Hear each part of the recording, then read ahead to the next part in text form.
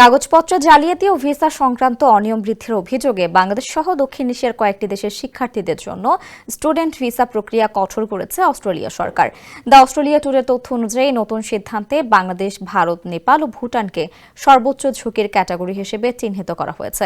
অস্ট্রেলিয়ার শিক্ষা বিভাগ ও স্বরাষ্ট্র মন্ত্রণালয় জানিয়েছে, আন্তর্জাতিক শিক্ষার্থী ভিসার এভিডেন্স লেভেল হালনাগাদ করা হয়েছে, যা ৮ জানুয়ারি ২০২৬ থেকে কার্যকর। এতে বাংলাদেশকে সরাসরি এভিডেন্স লেভেল ৩-এ অন্তর্ভুক্ত করা হয়। স্বরাষ্ট্র মন্ত্রণালয়ের এক মুখপাত্র বলেন, নথিপত্রের স্বচ্ছতা নিয়ে উদ্ভূত সমস্যাগুলো মোকাবিলায় এই সিদ্ধান্ত নেওয়া হয়েছে।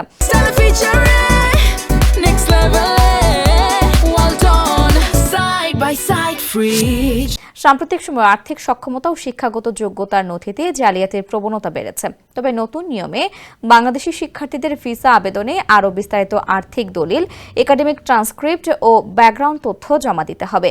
আবেদন যাচাইয়ে ম্যানুয়াল তদন্ত বাড়ায় ভিসা প্রক্রিয়াকরণের সময়ও দীর্ঘ হতে পারে।